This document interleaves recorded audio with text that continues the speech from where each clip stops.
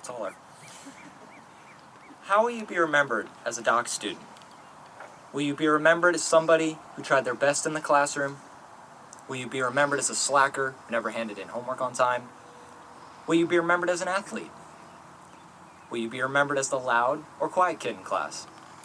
We have all asked and been asked questions like these, and I hope that every student here today is proud of the legacy they're leaving behind. During our time at Doc, we shared some unique memories of both positive and challenging circumstances. Every day, we are presented with circumstances, and it's up to us on how we will proceed. Will we proceed with integrity and confidence, or will we proceed with hesitation and fearfulness? God has given us the tools to excel each day, but it's up to us on whether or not we use what He has provided. In years to come, we will all look back and remember fond memories of sporting events, some of which took place right here on this field, music events, lunchtime fun and games, and establishing and reinforcing friendships. Some not-so-fond memories may include going into a test with minimal preparation and praying for miracles only to get what we deserve, the agony of relationships gone south, and the need to bargain with teachers for more time to complete homework assignments. When we were sophomores, we were confronted with COVID-19 and the global pandemic. Partway through that experience, I found myself asking the question, is God truly in control right now? I'm sure many of you were asking the same question. I pondered that question for a while that year, and I came to the conclusion that yes, indeed, God was, is, and will always be in control. I took that phrase to heart, and I have not forgotten it since. It is truly a comforting feeling to realize that God is in control of our lives. The pandemic in many ways took us out of our comfort zones. The way the world operated had to change. The way we lived day to day had to change. And our attitudes on life had to change. There's a lot of good that can come out of the removal of comfort zones. It lets us get down to the brass tacks of life and ponder, is this the way I want to live my life? And is this the way God wants me to live my life?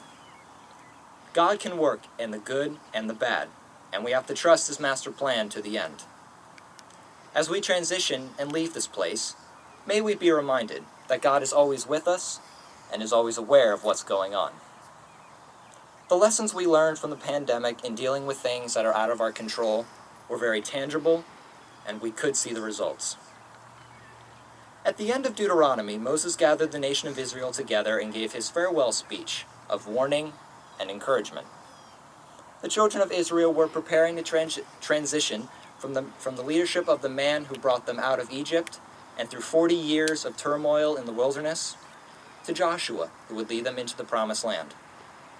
I'm sure many of them were unsettled and uncertain, and were asking the question, just like I was, is God truly in control right now? Does God know what He's doing? As we move into the next stage of life, whether that's the college, the workforce, or a gap year program, things won't always be clear, and we will encounter situations that are very hard to understand. Moses encouraged the Israelites with these words, and I pass them to you as ones to remember and reflect on. Be strong. Take courage. Don't be intimidated. Don't give them a second thought, because God, your God, is striding ahead of you. He's right there with you. He won't leave you. He won't let you down. Deuteronomy 31:6. Our high school career from 2018 to 2022 has been a hilarious, stressful, encouraging, and memorable ride. But unfortunately, my friends, it's time for this chapter of our lives to end and for another one to begin. As we ride the roller coaster of life, let us remember, God will always be directing the coaster and will always be right alongside us. Thank you.